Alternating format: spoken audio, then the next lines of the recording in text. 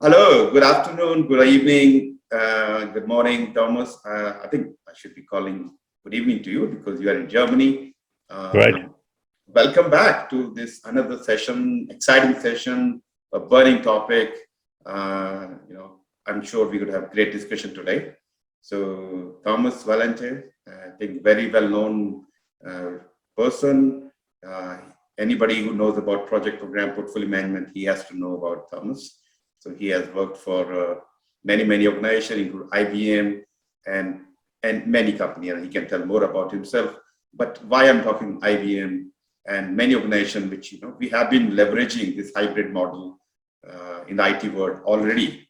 But today we're talking about a topic which is very interesting and very important for project managers who are running a project in the hybrid environment. So some of the experience he has from the IBM or other areas, I have working for HP and working for CSC and many other companies. I'm sure we can bring some interesting discussion today. So Thomas, welcome. Yeah, thanks, Dharam, and running this kind of podcast series and inviting me and others to share the experience and the knowledge and the wisdom. And I know that we both came together some years ago because you were promoting the PgMP certification preparation. But you are doing more, I know. But and I became a PgMP when I retired, so then I had time to do that, and so we somehow came together then, and since then we are talking occasionally, and from time to time we're doing this kind of podcasts. I don't know how many we did already. Maybe it's 15, 16, 17 in this range. But yeah, so we always take a nice topic. You propose it, and I say yes, and then we talk exactly. About it. And of course, I have to know your expertise in that area, and I know you have done in that area. So some lot of work you've done, and some research and paper you write, a lot of things you do, and that's very important for many people. Yeah. They are coming here to listen to you and listen to me. Your experience and my experience will add some value to this topic. Yeah, that's true. So I'm trying to share now what I have experienced in this area, and virtual teaming or hybrid global project teams, how you call it, is a very important topic because it's not really taught. How to do it. We learn about scope and time and cost and prioritizing and all the stuff, but really how to create an atmosphere and create a team that is really helping you to fulfill your task to deliver the project or program. That is often in the area of leadership, and you just know how to do it, and it's quite different from topic to topic. Yeah. We are, I would say, a little bit lucky because we had Corona, and we still have it in some areas.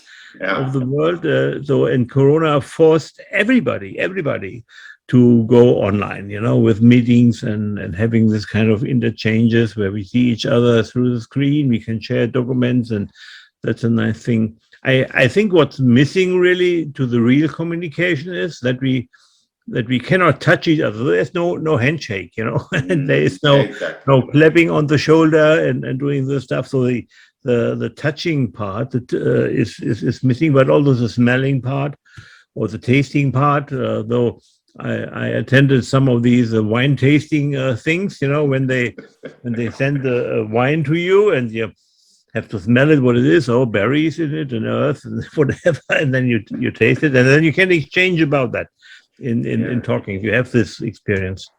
And I made a good example where you even can introduce touching others or feeling the touch, by just saying, okay, you have people on a Zoom and say, now everybody take his right hand, my right hand, and put it on your cheek, and then you a little bit touch yourself, and you clap, and then you feel good. Because touching your cheek also produces some hormones in your body. So everybody has a common feeling and a common focus in that moment. It's not the same thing as you know, sitting together, but it's a little bit about that. And it's also very important that it's reflecting not on the process and the agenda and the topic of the meeting, but it's reflecting on how we bind together as a human group, you know, and find some common ground. And everybody has a right hand and a cheek, you know, and they can touch each other. And you see, some people won't do that because they maybe feel shy or embarrassed or whatever, but it's also a sign of a good self-confidence if you dare to do that, you know. Exactly. So that's about a little bit about what I'm reflecting on when I'm building a new team and trying to bring them together, you know, and learn about each other and do that. And there's a lot of things you could do. Let me a little bit reflect, if you allow me to do that, on my personal experience with virtual teams and with global teams. So as you said, I worked for IBM for 31 years, and I always worked for IBM clients. So first as a systems engineer, helping them to do some part in their data center technology. And then in 1988, I decided to become a project manager. And I decided that because you know, designing a data center does not involve people. You can do it on a sheet of paper or whatever, you know. But if you run a project, you always have to deal with people. And that is something you can build on from project to project. You learn new things about people. You learn new things, how to work with people, how to establish trust, how to make them perform as a group. And that's why I decided in 88 to go into this direction. But I understood project management is exactly about dealing with people. And it's not only the team, it's also the customer or your boss or the environment, you know. So basically all stakeholders are people involved in a project, and you better have an eye on them and try to care about them, engage with them. So what I did in the year 2000 then, you know, after 88, 12 years, did some projects in Germany mainly with on-site teams. But in the year 2000, 2001, I was working for the client of Panasonic for the first time. And, you know, Panasonic is in Japan. We were in Germany, and then they had sales companies all over the place in Europe. So I think 33 sales companies. And we had to establish an SAP system across Europe. And exactly then, you know, you cannot be at all places across Europe. So when we had a rollout in Sweden and in Norway, and we had a rollout in Italy and in Spain, there were 4 rollouts in parallel. So how you do that? And then there is a center in Germany. So it was a total normal to have a distributed team, and you still need to discuss with the team and to see what happens and to help them, you know. And so we had a lot of calls at this time. And then I was lucky that IBM really was at the a spearhead to introduce virtual tools. So we had a chat service in around 2001. Was called Same Time. I recognize that, you know, and we could have a chatting there, and we had videos then, and it was very helpful that IBM was at the forefront of technological development. Now everybody has experience with Zoom and MS Teams and so on, and IBM is no longer in the business of having this kind of collaboration software, I would say it, but at this time it was really leading edge. So I worked with teams in Russia, and to be honest, I had a rollout in Moscow for about 18 months, and I was there every second week for 3 days or so. So it was a very intensive time to be in Moscow on site, but we did the rest virtually, you know. And while I was in Moscow, there was also something going on in Germany, at the headquarters, doing all the stuff. So it was a lot of places I should have been at the same time, but you couldn't do it. So yeah, we used all these same time tools and videos and calls and so on, and emails for sure to do that. Then we got a major outsourcing deal where we established a team of 120 people in Pune, India, for application maintenance service for the SAP team, and this was also something very interesting because we had to establish a video conferencing room in India, which was very, very expensive, not only from the hardware, but also from the lines, and not at this time.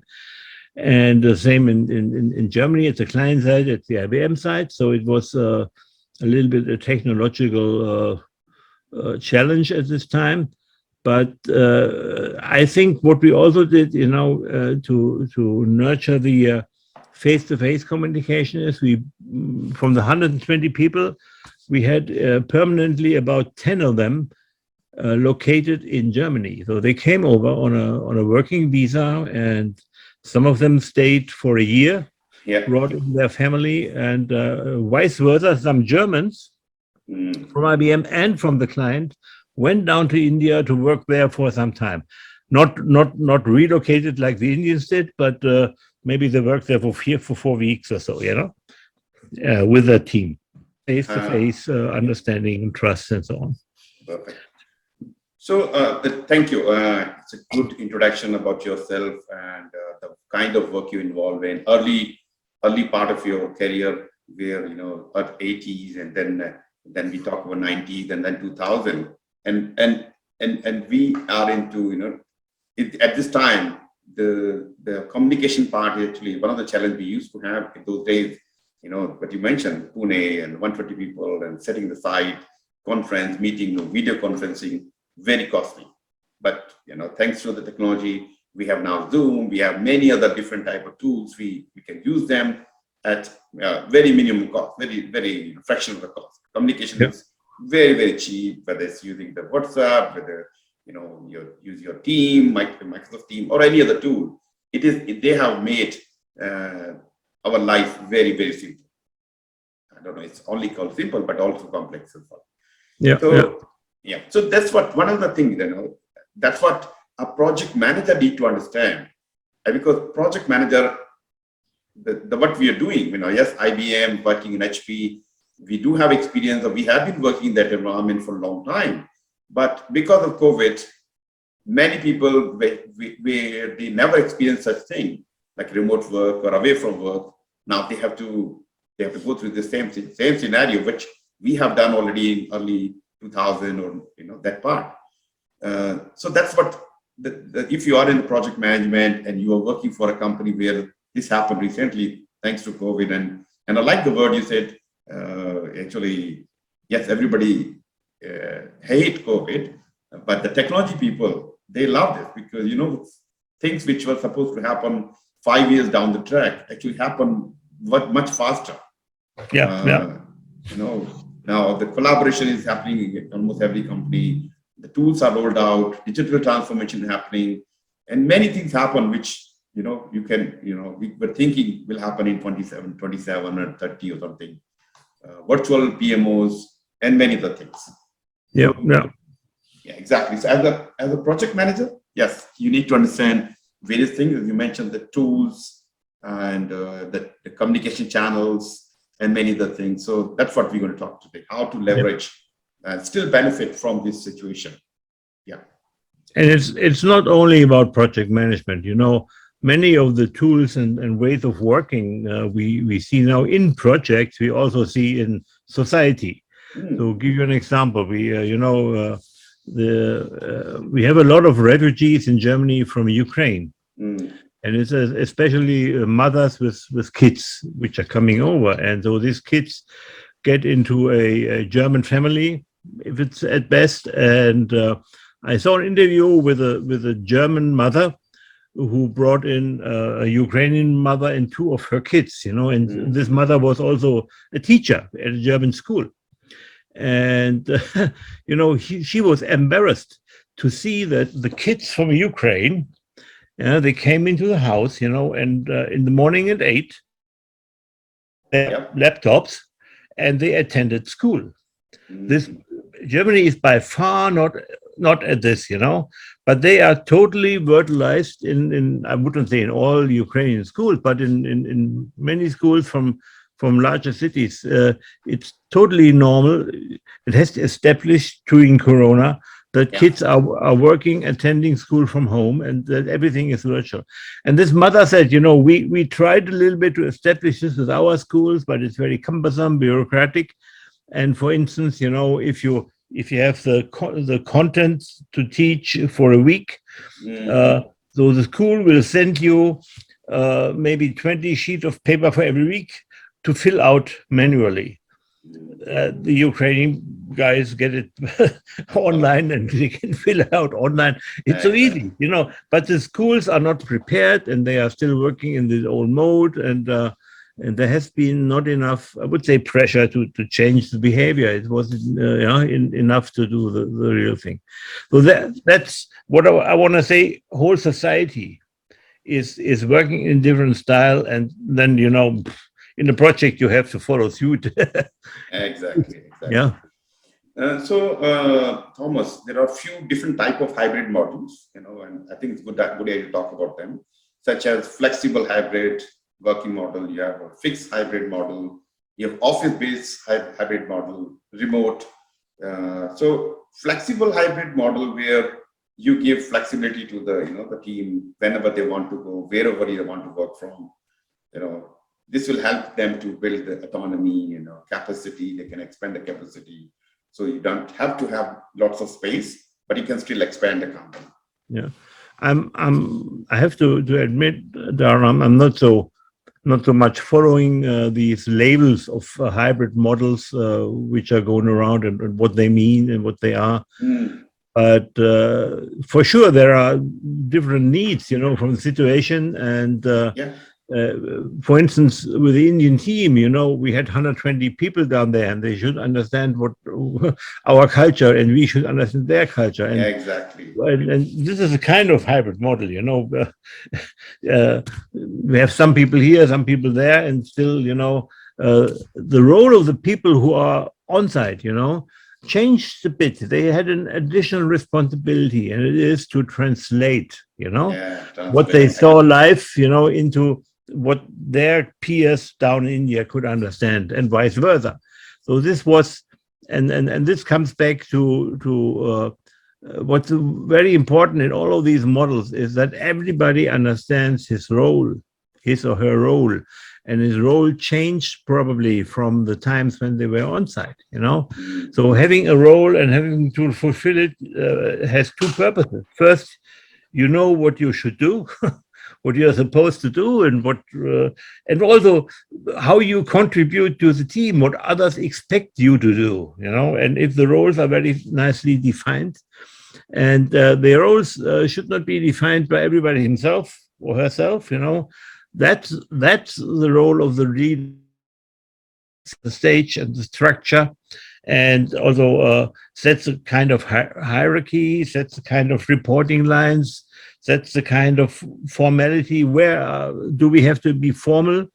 For instance, if you have a hybrid call, a 2-hour discussion, and you have some decision points, the formality is that you issue minutes that are accurate, and not after 2 weeks, but maybe the next day latest, and so there are some formalities that are more important in hybrid or in virtual teams than they are in face-to-face teams.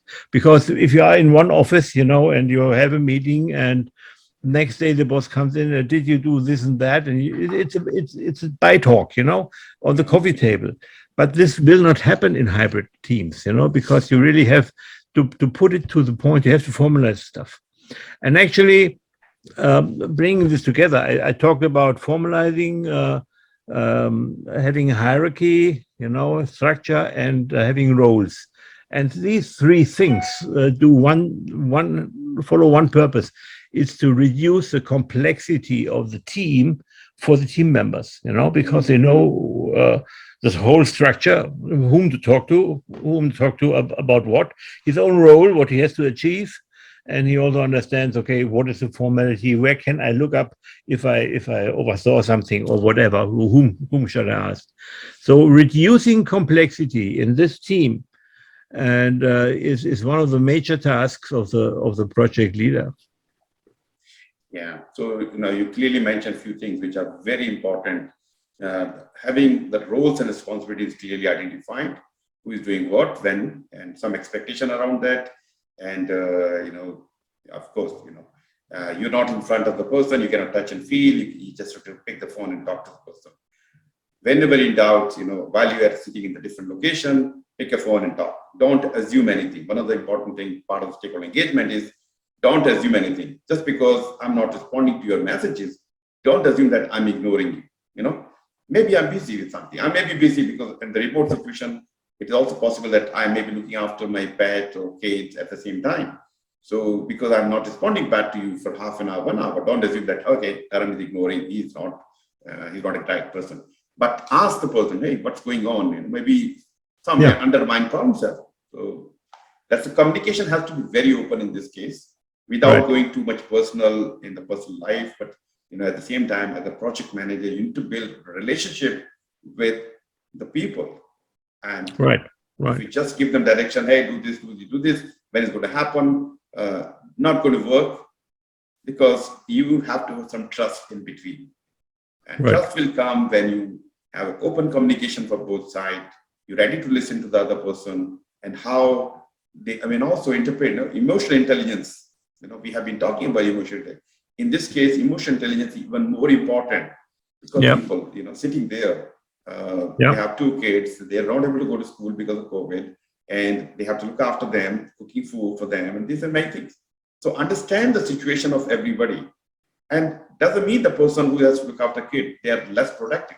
They may not be able to do the work at the time of, when you want to do. They may do late night or early morning. So everybody has to set up their some expectation around that. Right. You mentioned an important thing, with your assumptions, because we all act or perceive the world based on partial information.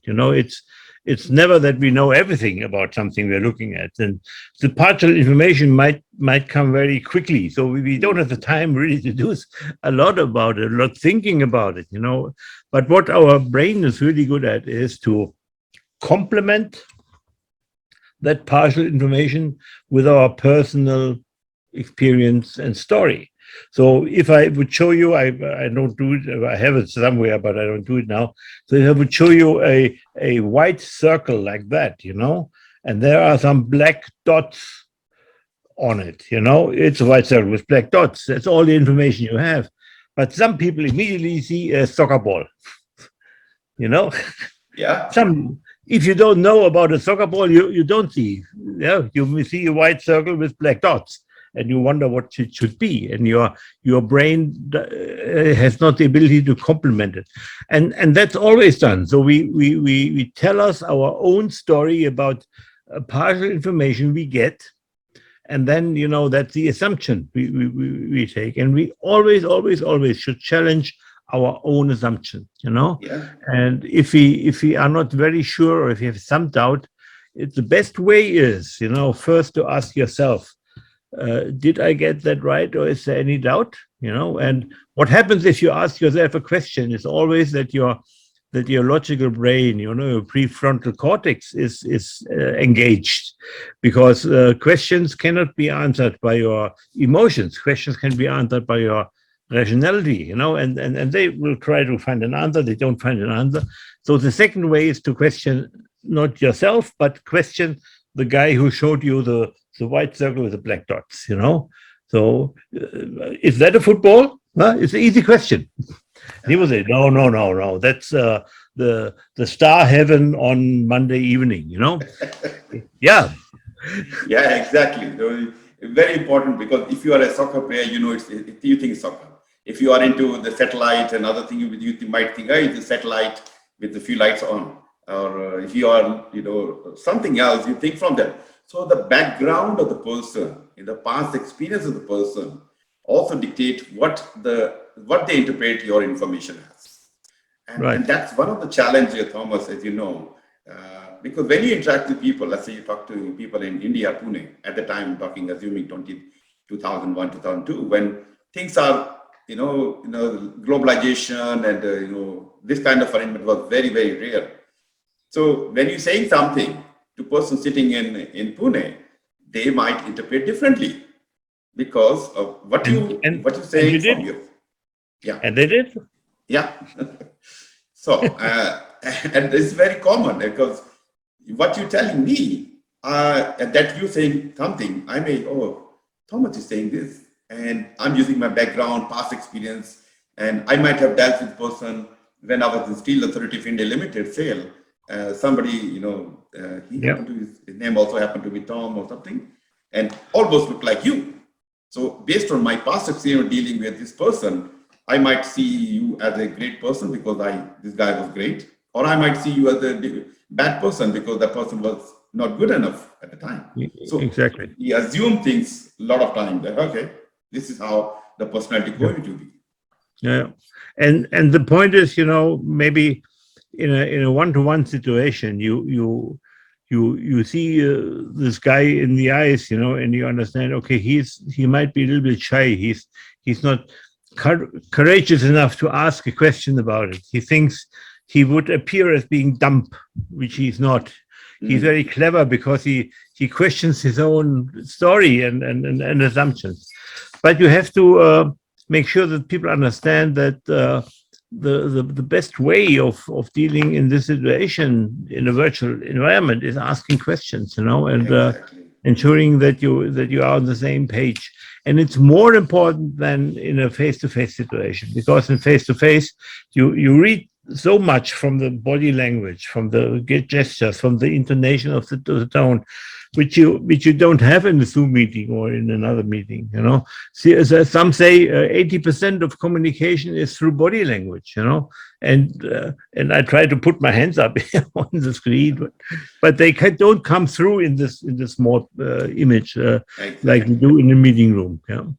Yeah, the body language is very important, and that you said we don't get to see in the physical, the virtual environment, but the tone of the person. The way you say something, your smile, your expression, you're acknowledging the fact what other person is saying, that also gives the reflection.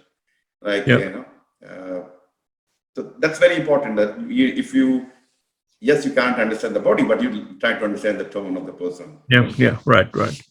So let me give you one example. And my team, and I'm talking about working for HP, and setting the cloud data center in 2009-10, early days of cloud.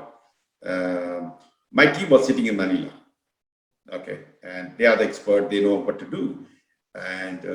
But for some reason, I'm not getting the output from there, expected outcome. Because there's one of the problem is, because the remote location, the person think that my manager will not know what I'm doing here. And I can get engaged with something else, or might be doing some social media, chat, or something else. So you think that. So in this case, this person is not giving me an expected outcome, and my 7 o'clock in the evening, I'm talking to this guy from Manila. I said, hey, what's going on? What's happening? I'm just asking him a question. And after a few minutes, he started crying, literally crying. He said, Dharam, my situation is really bad. I'm about to lose my family. I hardly go to my home. I'm working on 2 shifts, sometimes 3 shifts, because the other person didn't came. So, and that is impacting my health, that's impacting my family structure and all these things. So as a project manager, at the time, I cannot do much other than listening to the person. I'm just listening, okay, you know what, let me see what I can do. Because I need to get my work done. At the same time, I have to worry about your health and your well-being. So I talked to my manager next day and look, Bob, if we want this project to be successful, we need to have a team in our time zone, and we need to have, this arrangement that they're working only on a project. Yeah. So Bob escalated to highest level, and he got arrangement done for us, which was great thing, and he was very happy. So one thing is that Dharam, this is great, and he was very happy. Then if a project is ever in doubt or problem, you don't have to worry about it. You leave it to us. We will make it happen. So by doing this kind of listening and solving the this problem, what I was able to do, I was able to make some friends, good friends, and the loyalty is there, reputation, we built the rapport, and they were always there for me till the end, and especially when the deadlines were too close. Yeah, true. If you care about your people, the people will give back to you with trust and loyalty and everything, especially in the Western area. There's a nice saying in Chinese, a little bit different. So if you close a contract in China, it's a nice thing to have closed the contract, but the understanding is that the contract will change all the time. And that's a different way of looking at this kind of commitments. But it's also the saying they have, friendship is not a status, friendship is a journey, So you have to develop friendship, and you have to go on with friendship and prove it every time. And then it will carry along through a lot of hurdles and loopholes you might have. So it's also important in these teams, I wanted to say, that you have a awareness about the cultural differences, different types of understanding. And so I worked with Japanese. I was with Japanese in a room, I did a presentation, and then the 2 or 3 of the Japanese executives in that room, they looked at me and looked at the presentation. They had it in front of them, and then they laid back and closed their eyes and put like that. So I was really troubled. I didn't know that behavior, but later on I understood. They were just concentrating on what I said because they already had the presentation. They knew what the content was. So now they wanted to hear how I presented it, and so that's they didn't want to be distracted by all these other things. So they concentrated on my words. And so it was indeed very polite what they said. It was very respectful, for them. But for us, this behavior is a little bit disturbing if you are not accustomed to that. So this brings me to the other point. If you want to build a global team, you have to look at the cultural differences, and they are different. And one of the I just created, or I was part of a small team to create, and again and again, we made the mistake that we didn't look into the time zones correctly. How often have you had a meeting, with somebody from somewhere in the world, and now they had daylight saving time from Sunday, and you missed it. So the awareness about the complexity of time zones, and although the awareness that people in Australia might have to get up at 3 o'clock in the morning, when you have a meeting with other guys. This is very important, that you are savvy about that you can also help others who are new to that topic overcome the understanding, and don't be angry at them if they miss a meeting, because they are new to the kind of thinking, and but you are accustomed to it, and you have to guide them, give them the structure, and that's the one thing. And the other thing is that really people have different ways of responding to hints, or are more shy, or are more outbursting with their opinions. So it's always good to have a reading about the cultures you're dealing with, and I found the website of Hofstede as a starter very interesting, because it gives you a cultural difference between countries, which could be wrong in this particular situation, because you are dealing with individuals, not with countries, and not what the average is observed in this country. But some are right, So, for instance, if you look at a one of the criteria of Hofstede is these guys in this country are long-term orientated, or they are short-term orientated. And if you compare India with Japan, so Japan is very long-term oriented. That's why they produce products that are not expected to break soon. They are good in quality for 20 years usage. But in India, maybe you are going for a shortcut, and it's working now, and maybe in 2 weeks it breaks down. Could happen. Yeah. But it's not that they are bad guys, they are just not. They just don't have that cultural disposition to have a very long-term view about what they're doing. Yeah, and it's a very important point to understand the culture, not only the culture of the country, or maybe religion, individual. And that, let's say India, let's talk about India. India has so many languages, so many different cultures. You go to north, you go to south, you go to middle, everywhere, I feel when I'm Indian, and I feel when I go to south, I cannot talk to their language. I go to eastern side, they talk Bengali or Assamese. I cannot understand. Even that country itself, we have so many cultures. So we cannot just assume just because somebody wrote on the blog that if we just say yes or this is maybe typical for a particular group or particular community, but not to everyone. So one of the important things as a project manager you should do, that create a spreadsheet, a basic thing. A spreadsheet is a very easy thing. That's called stakeholder register. And you identify all the possible stakeholders. Of course, there can be thousands of them, but you need to be very careful as well. You don't want to keep spending time. Maybe group as well. So identify your stakeholders, analyze them. That's where the analysis part comes.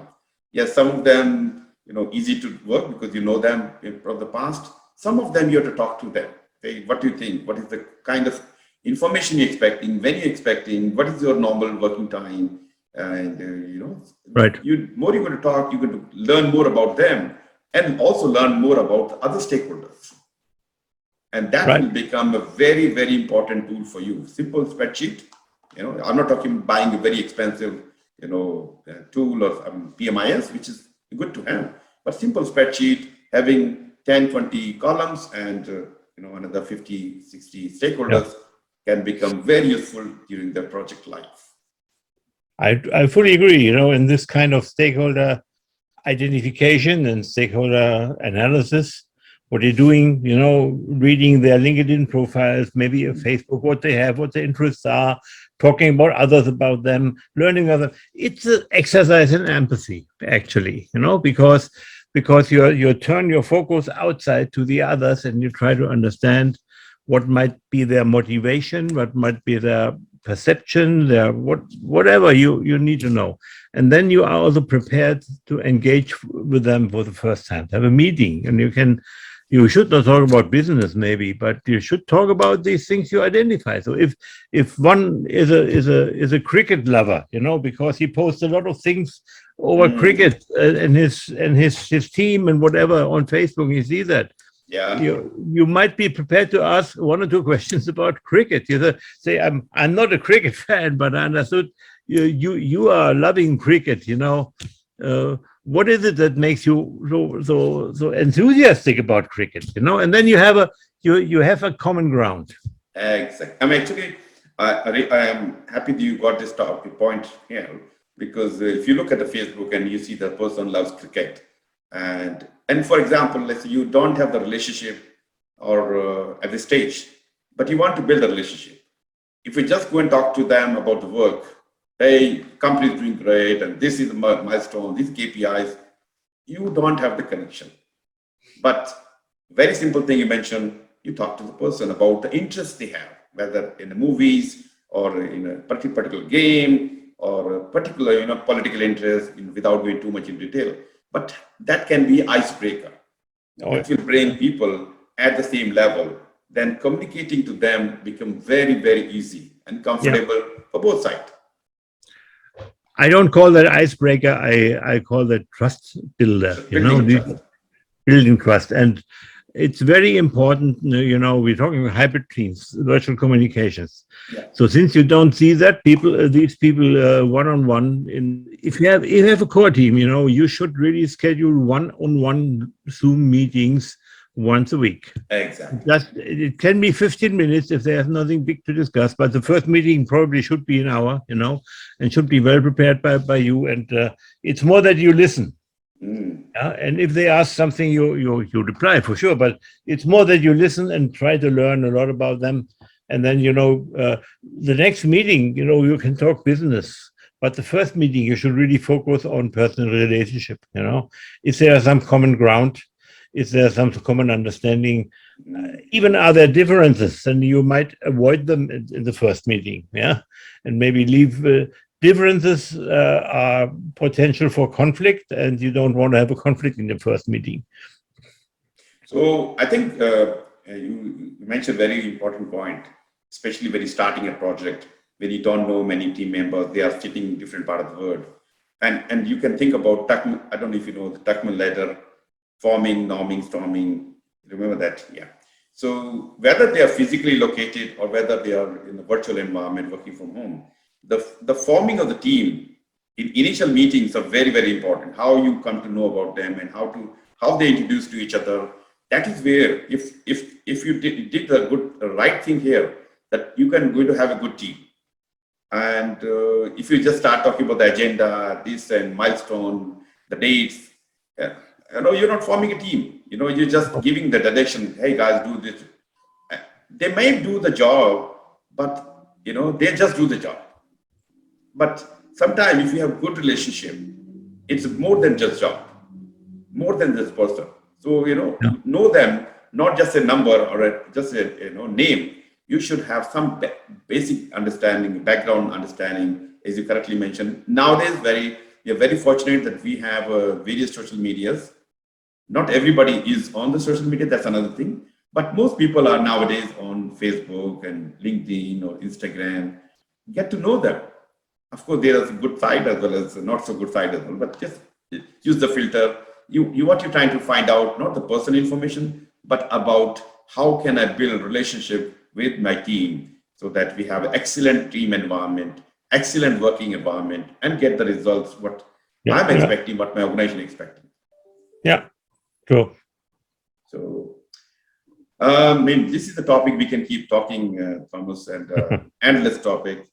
But I think we have to stop. And but yeah, any last thing you want to talk about? Yeah, I think as you say, there's a lot of experience and advice. So it's and we know that there are a lot of teams that are working quite well, but because they are using the hints we gave, and we gave hints from different angles, from culture over the importance of communication, the importance of maybe smelling, having the hands somehow influencing the others, building trust, and what we did, building a structure and roles and formalization.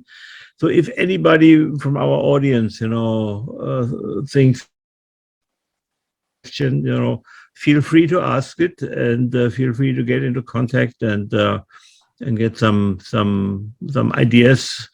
In the end, I'm here to offer perspectives or mindsets or different views, which I may have experienced or seen, and you might be stuck in your mindset or in your way of working, and which you are good at maybe, but at some point of time you will find out that to master life, or master a project, it's not enough to have one mindset. You have to be flexible enough to change your views. Otherwise, you really at some point of time you hit the wall and don't get further. I think it's a very important point you mentioned, Thomas. Given that, when we talk of virtual teams and hybrid team, we are creating a lot of isolations. Because let's say if I'm working from home day in, day out, I don't see physically some people. I kind of start feeling, depressed or bipolar, or many other things things are impacting them personally. So if you're in a situation when you want to talk to somebody, of course, you have your colleagues and your project manager, or your project manager should be talking to other people as well. And you find people around the world, like Thomas, myself, or maybe other, who may not be in your same situation, but have seen some situation similar, or maybe give you some outside perspective. And maybe you find some, you may find a good friend in Thomas, or maybe in me. Sometimes just send a message, hey Dharam, hey Thomas, this is, I'm this and this. Sure. Yes, of course, we are here to, we're doing a lot of business as well in terms of teaching and mentoring, guiding. But at the same time, if you need any assistance, guidance, or something you're struggling with, feel free to pick the phone or message us. Hey Dharam or Thomas, can I have a time? Connect with the right people, not only us as well. There's so many people at the moment on internet or LinkedIn or Facebook. They're willing to help you out. What you be careful with, yes, you don't fall in a trap. There may be some traps as well, give you some time, intention can be different. But yes, find right people and like-minded people, and join some group, WhatsApp group, or any LinkedIn group, Facebook group, which help you to come out of the situation and help to be more productive and more energetic in not only in your project life, everybody, we can talk all the time, but it's about the personal life. The personality you have should not be, suppressed because of the ongoing milestones and ongoing deadlines, which is crazy. We need to see the life from other angles as well. And what you mentioned, feeling depressed, or having a bipolar behavior, or even get suicidal thoughts or whatever, this is getting more and more. So there's research saying that the mental illness KPI, is growing during Corona, because people are a little bit isolated and they can't have this, let's say, interpersonal relief so easily as they had before. You can't go to a bar and have a drink and talk. You can again, but you stop with it. And what I have an article on LinkedIn that's covering a little bit about that. It's talking about wisdom, and you can go to my LinkedIn profile and read it. It's not so long. It's basically written about a book written by two psychologists, by doctors who are dealing at a German hospital with mental illness, and they looked at their patients and what therapies they are saying, and they bundled 10 different therapies together and said, if you follow them, it will increase a indicator which we call wisdom. So and if you read the 10 indicators, the 10 tools, you will see there's empathy in them. There's finding different perspectives in them. There is being able to adapt your values. All these things help people in specific situations to overcome their mental problems, and altogether they can help you to avoid them in the first place. And increase your own wisdom. Exactly. So read the article, and if you have questions about that, you can also come back to me, and maybe I will extend this article, because the book Andageli is only in German language, so not everybody. That's a challenge. And Sorry, go ahead. Yeah, maybe it's an opportunity to learn German very quickly. Yeah, I thought I'm going to start learning Spanish. That was 3 years ago. I learned a few words, of course, good to know, especially when I was living in San Francisco. You can see a lot of names, street, but German may be my next thing. Anyway, great. So, Thomas, and this can be another topic this how to deal with this situation, not being a medical profession, but as a part of project program management, how to support your team member. Thank you very much, Thomas. It was great talking with you on this topic, and your experience working with IBM, working with team in Pune. And that was, of course, it's not a totally hybrid. This is more fixed other side, a virtual environment. But yes, that experience, what we learned from our past was useful. to discuss. And I'm sure people watching, they got some benefit out of that. So, we love to see your comments, guys. If you think that we have given you something or not given something, or our perspective versus your perspective, please write something, and or maybe indirectly message me or message Thomas about it. And anything you can add value to us, or you think we can add value to you, please feel free to reach out to us. All right. Great stuff. Thank you very much, Thomas, and thank you for watching this video and keep waiting. We have more and more videos coming, more and more interesting topics coming. So, life is about learning. So keep learning. Stay safe and get wiser.